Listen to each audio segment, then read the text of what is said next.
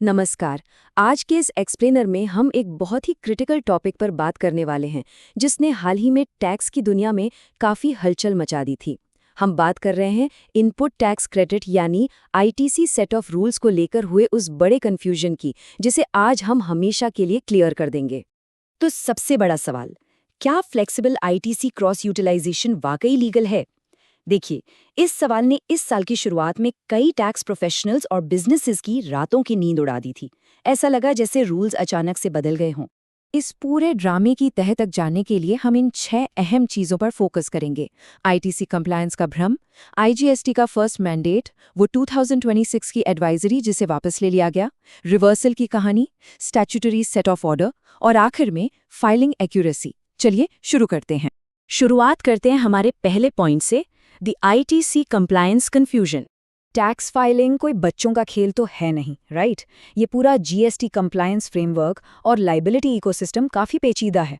यहाँ CGST, SGST और IGST के बीच अपने इनपुट टैक्स क्रेडिट को आउटपुट लाइबिलिटीज के साथ एकदम सही तरीके से मैच करना लिटरली सबसे जरूरी चीज है।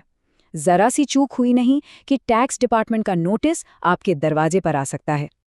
अब आगे बढ़ते हैं दूसरे हिस्से की तरफ, the IGST first mandate. Recent controversy पर बात करने से पहले बेसिक्स क्लियर करना बहुत जरूरी है। इसे आप पूरे सिस्टम का फाउंडेशन मान सकते हैं। रूल एकदम क्लियर है। Integrated goods and services tax यानी आईजीएसटी का जो इनपुट क्रेडिट है वो टॉप टियर है। इसका मतलब है कि सेंट्रल या स्टेट क्रेडिट्स को छूने से पहले आपको अपना आईजीएसटी क्रेडिट पूरी तरह से जीरो करना ही होगा। ये एब्सोल्यूट प्रायोरिटी है। और ये कोई हवाई बात नहीं है। जीएसटी एक्ट का सेक्शन 49A साफ तौर पर कहता है कि सेंट्रल या स्टेट टैक्स के क्रेडिट की तरफ देखने से पहले भी आपको आईजीएसटी को पूरी तरह खत्म करना होगा। इसमें इंटरप्रिटेशन की कोई गुंजाइश ही नहीं है। नियम बिल्कुल पक्के हैं।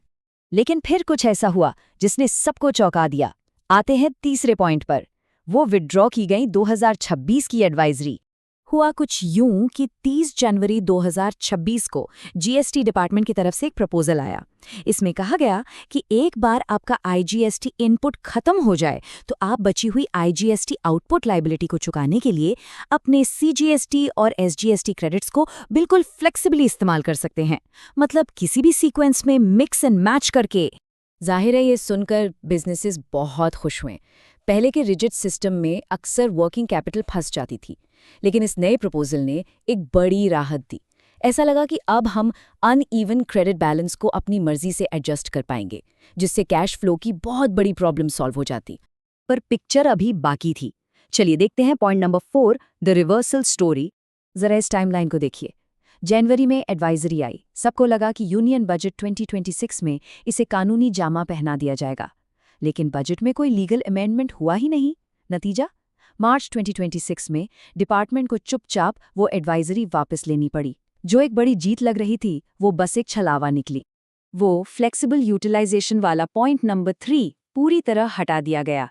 रियलिटी बहुत साफ है। आज की तारीख में सीजीएसटी और एसजीएसटी क्रेडिट को इंटरचेंजेबली आईजीएसटी आउटपुट के सामने इस्तेमाल करने की कोशिश करना पूरी तरह इल्लीगल है। अगर आप ऐसा करते हैं तो रिटर्न्स गलत फाइल होंगे और पेनाल्टी अलग से लगेगी। तो फिर सही तरीका क्या है? इस मिथ के टूटने के बाद चलिए देखते हैं point number 5, statutory set of order. हमें रूल 88A के इस रिजिड 4 स्टेप सीक्वेंस को आंख बंद करके फॉलो करना है। स्टेप 1, सबसे पहले आईजीएसटी इनपुट को आईजीएसटी आउटपुट के खिलाफ लगाएं। स्टेप 2, अगर कुछ आईजीएसटी बचें तो उसे सीजीएसटी या एसजीएसटी के लिए यूज करें। स्टेप 3, अपना सीजीएसटी इनपुट पहले सीजीएसटी लाइबिलिटी के लिए और फिर आईजीएसटी के लिए इस्तेमाल करें। और स्टेप 4, ठीक यही चीज एसजीएसटी के साथ दोहराएं। ये टेबल एक तरह से आपकी परफेक्ट चीट शीट है। इसे ध्यान से समझ लीजिए। सबसे बड़ी शर्त यह है कि जब तक आपका सीजीएसटी लेजर पूरी तरह से जीरो नहीं हो जाता, तब तक आप उसे आईजीएसटी के खिलाफ इस्तेमाल नहीं कर सकते। कोई भी स्टेप स्किप करना या अपनी मर्जी से सीक्वेंस बदलना स्ट्रिक्टली प्रोहिबिटेड है। और एक बात जिस पर हम बहुत जोर देना चाहेंगे, स्टेट और सेंट्रल लेजर्स के बीच एक पक्की दीवार है। ये एक स्ट्रिक्ट बैन है। आप किसी भी हाल में सीजीएसटी इनपुट का इस्तेमाल एसजीएसटी लायबिलिटी को चुकाने के लिए नहीं कर सकते और न ही एसजीएसटी इनपुट को सीजीएसटी लायबिलिटी के लिए। क्रॉस यूटिलाइजेशन यहाँ बिल्कुल अलाउड नहीं है। फाइनली इस पूरे टॉपिक को समराइज करते हैं अपने आखिरी सेक्शन में, एंश्योरिंग फाइलिंग एक्यूरेसी। तो अगले फाइलिंग साइकिल के लिए बॉटम लाइन क्या है? हमेशा सबसे पहले आईजीएसटी आईटीसी को एग्जॉस्ट करें। उस जनवरी 2026 वाली एडवाइजरी को अपने दिमाग से पूरी तरह निकाल दें। रूल 88A की रिजिड हायरार्की को स्ट्रिक्टली फॉलो करें और अपने जीएसटीआर 3B को जीएसटीआर 2B के साथ बहुत ही बारीकी से रिकंसाइल करें। ऐसा करके ही हम अपने वर्किंग कैपिटल को पेनाल्टी से बचा सकते हैं। इन सब के बाद एक बड़ा सवाल हम सबके दिमाग में आता है, क्या भविष्य में जीएसटी कानून इवॉल्व होगा और इन कॉम्प्लेक्स लेजर सीक्वेंस की जगह टैक्स पेयर्स के कैश फ्लो को प्राथमिकता देगा? क्या वो रद्द की गई एडवाइजरी बस एक ट्रेलर थी आने वाले रिफॉर्म्स का? खैर, फिलहाल तो हमें इन सख्त नियमों के साथ ही चलना होगा, पर यह सवाल वाकई सोचने पर मजबूर कर देता है।